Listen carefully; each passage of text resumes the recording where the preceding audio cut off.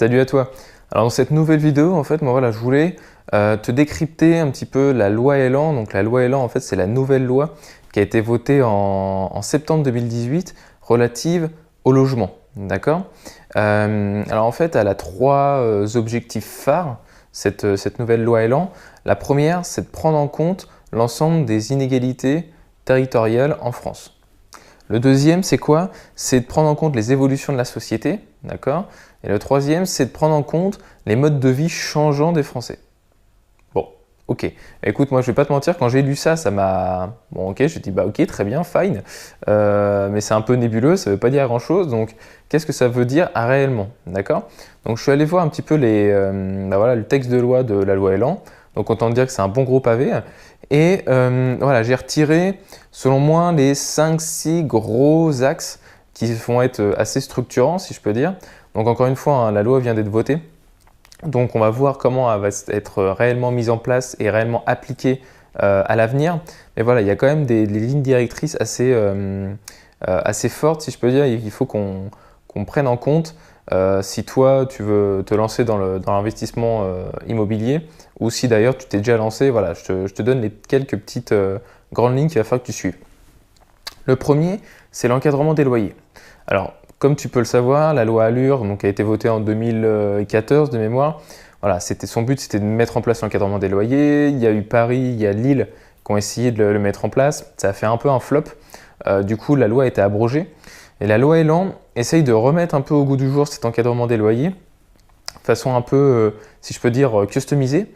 C'est-à-dire qu'elle va promouvoir, enfin, elle va faciliter la mise en place d'observatoires des loyers sur tout le territoire français et elle va les rendre obligatoires dans les zones tendues. Dans les zones tendues où justement l'offre de logement est inférieure à la demande. Tu vois, ça c'est une zone tendue. Bon, bah là, dans ces zones-là, les observatoires seront obligatoires et le préfet pourra mettre en place dans ces zones tendues l'encadrement des loyers. D'accord? Donc ça va être un peu, si le préfet en a envie, et voilà, il pourra mettre l'encadrement des loyers. Si ce n'est pas le cas, il n'y aura pas d'encadrement. D'accord? Donc là, voilà, c'est un assouplissement, on va dire, de la partie encadrement des loyers. La loi Elan va le remettre un peu en avant. Mais voilà, donc voilà, c'est plus un test, j'ai l'impression, que vraiment une directive forte. D'accord? Et dans ces zones tendues, si le préfet décide de mettre en place l'encadrement des loyers, il y aura une amende bien plus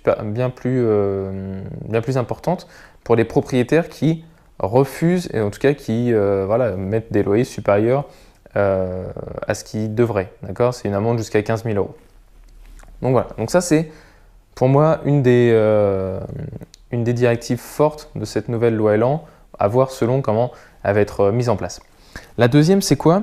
C'est le renforcement des contrôles sur tout ce qui est location saisonnière, location touristique.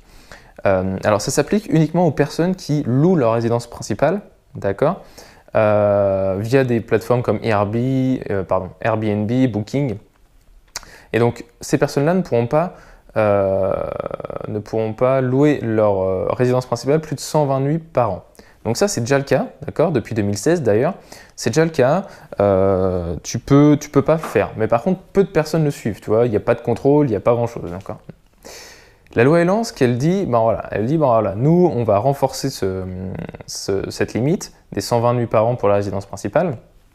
Et donc, elle a demandé à toutes les plateformes de location saisonnière, donc Airbnb, Booking, etc., de mettre un décompte sur chacune des annonces et de dire, voilà, ce bien a déjà été loué pendant 50 nuits, il reste encore 70 nuits à le faire, d'accord? Et les personnes qui veulent venir louer pourront le voir, d'accord? Si ces plateformes ne le mettent pas, alors il y aura une amende, alors c'est combien? C'est 12 500 € par logement, d'accord? Pour les plateformes. Il y a déjà Airbnb, Booking qui vont le faire, ils ont signé des accords, ça va être mis en place. Mais donc voilà, donc là c'est une sanction pour les plateformes. Okay. Ensuite, une deuxième sanction toujours pour les plateformes, c'est par exemple, si voilà, tu as ton annonce qui arrive à 120 nuits par an, d'accord, et là, les plateformes devront bloquer ces annonces. C'est-à-dire que voilà, cet appartement il a déjà été loué, son quota, on ne peut plus le mettre en ligne. D'accord. Pareil, si la plateforme ne met pas de côté ces annonces, il y aura une amende. Alors celle-ci, elle est à 50 000 euros par logement. Donc voilà, ça commence à augmenter. Donc là, c'est uniquement pour les plateformes. D'accord? Ensuite, il y aura une amende aussi pour les propriétaires qui, bah voilà, par exemple, tu peux switcher entre plusieurs plateformes ou après, tu peux le faire via le Bon Coin. Enfin voilà, tu as plein de choses. Tu peux quand même passer entre les mailles du filet. Bon, bah voilà, si le propriétaire qui passe entre les mailles du filet se fait contrôler, là, il pourra avoir une amende entre 5 et 10 000 euros par logement. D'accord? Donc là, voilà, c'est vraiment un renforcement de la directive qui était sortie en 2016 sur les locations saisonnières dans le cadre des résidences principales. D'accord? J'insiste bien. Si toi, tu veux te lancer dans la location saisonnière, mais que tu achètes un bien et qui est dédié à la résidence secondaire, enfin à la résidence locative, pardon, en courte durée, ça te touche pas. D'accord? Par contre, si tu as un appartement dont tu es propriétaire ou même locataire, mais qui est ta résidence principale, d'accord, tu ne pourras pas le louer plus de 120 nuits par an. C'est ça. Et après, tu auras des sanctions. Okay, c'est ça le point important qu'il faut que tu retiennes. Le troisième point, c'est quoi? C'est la mise en place du bail mobilité. D'accord? Donc voilà, ils se sont dit, voilà, maintenant, il y a de plus en plus de personnes qui doivent bouger de par des raisons professionnelles, les études, enfin voilà, tu as plein de raisons. D'accord? Et donc, ils vont mettre un bail mobilité. Et donc, ce bail mobilité, c'est quoi? C'est un délai de préavis d'1 mois. Bon, là, ça ne change pas grand-chose par rapport à un meublé. D'accord? Par contre, ce qui change, c'est la durée de ton bail. Ton bail mobilité aura une durée comprise entre 1 et 10 mois. Et ça va être le locataire et le propriétaire qui se mettront d'accord à la signature. D'accord? Si le locataire il dit bon bah moi je serai que 6 mois présent et que le propriétaire est OK, voilà, bah, ils feront un bail mobilité de 6 mois qui ne sera pas renouvelable. D'accord? En aucun cas il est renouvelable celui-là. L'autre point de ce bail, c'est quoi? Qu'il n'y a pas de dépôt de garantie. Alors ça, bon, voilà, après, chacun fera son opinion. Pour les locataires, c'est bien. Pour les propriétaires, moi, je trouve que ça l'est un peu moins, parce que voilà, ça veut dire que bon, tu te mets OK sur la durée du bail, pas de souci. Tu as ton délai de préavis. Bon, voilà, c'est comme un meublé, c'est du classique. Par contre, pas de dépôt de garantie. Voilà, si ton locataire, bon, ce qui peut arriver, hein, il dégrade ou il casse quelque chose, enfin voilà, ça n'a pas besoin d'être un délinquant, mais toi aussi, chez toi, tu peux casser des choses. Alors voilà, tu n'as plus ce dépôt de garantie-là pour le propriétaire, en tout cas, il ne l'a plus pour se couvrir et couvrir les frais. Voilà, bon. En tout cas, c'est les conditions de ce nouveau bail mobilité. Donc, à voir comment également il sera mis en place. Le quatrième point, c'est quoi? C'est la facilité d'expulsion des squatteurs. Alors un squatter, c'est... alors déjà, les locataires qui ne payent pas leur loyer, qui sont en défaut de paiement, ce ne sont pas des squatteurs. D'accord? Un squatter, c'est une personne qui arrive dans un logement vide et qui n'a aucun contrat de location, d'accord? Et qui estime que bah, voilà, du jour au lendemain, il va occuper ce bien sans que le propriétaire le sache et sans rendre de compte à personne. D'accord? Aujourd'hui, pour expulser un squatter, il y a un délai qui existe, qui est un délai de 2 mois, qui est entre le moment où tu notifies au squatter de dire bah voilà, vous devez partir, et le jour où tu dois pouvoir l'expulser, entre guillemets, par les autorités, pardon, tu as 2 mois. D'accord? Et ben demain, ce délai, il est supprimé. Donc ça, c'est un premier point plutôt positif. Et le deuxième point, c'est que les squatteurs, bah, ils sont protégés par la trêve hivernale. D'accord? Tu ne peux pas les expulser pendant cette trêve. Et bah, demain, cette trêve-là, elle n'est plus valable pour les squatteurs. D'accord? Donc, si je résume, en gros, du jour au lendemain, les squatteurs d'un appartement pourront être expulsés.